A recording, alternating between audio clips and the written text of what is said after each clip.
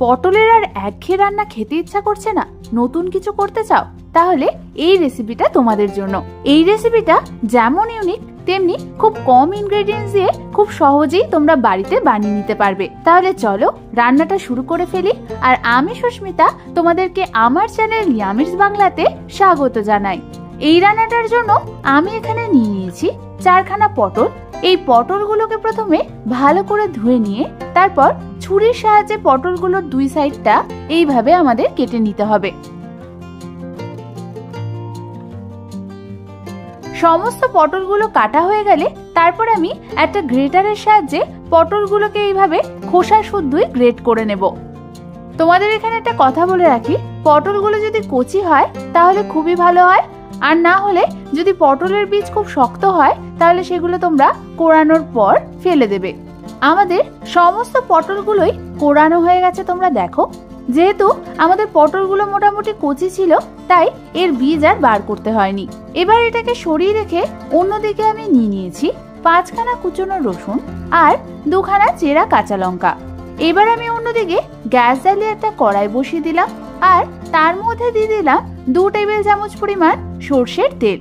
তেলটা গরম হলে আমি ওর মধ্যে ফোড়নের জন্য দিয়ে দেব 1/2 চামচ পরিমাণ কালো জিরে। তারপর আমি ওর মধ্যে দিয়ে দেব 2খানা চেরা কাঁচা লঙ্কা আর কুচিয়ে রাখা রসুনগুলোকে।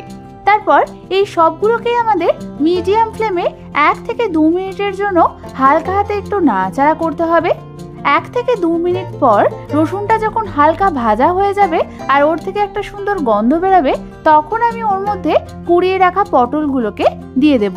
কুড়ানো পটলগুলো সব দেওয়া হয়ে গেলে আমি ওর মধ্যে দিয়ে দেব 1/2 চামচ পরিমাণ নুন আর 1/2 চামচ পরিমাণ হলুদের গুঁড়ো।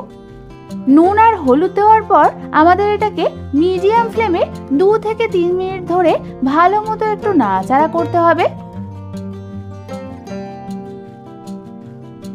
ভালো মতো নাড়াচাড়া করে নেওয়ার পর আমি এটাকে ঢাকনা চাপা দিয়ে রেখে দেব প্রায় 3 থেকে 4 মিনিটের জন্য লো ফ্লেমে। 3 থেকে 4 মিনিট পর ঢাকনা খুলে তোমরা দেখো আমাদের পটলগুলো কিন্তু সেদ্ধ হয়ে গেছে।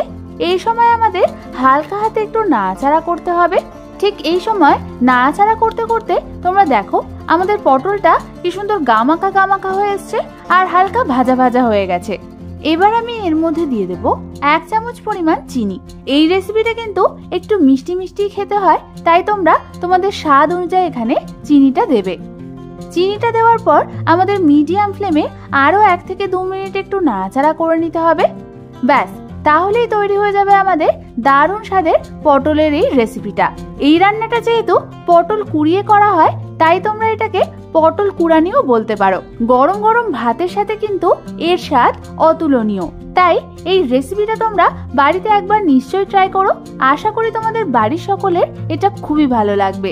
এই রেসিপিটা ভালো লাগলে একটা লাইক করে দিও। আর এরকম নতুনত্ব দারুণ দারুণ রেসিপি আরো পেতে হলে আমার চ্যানেলটাকে চটপট সাবস্ক্রাইব করে নাও। আজ তাহলে এই পর্যন্তই, আমি আবার চলে আসবো তোমাদের কাছে নতুন কোনো রেসিপি নিয়ে।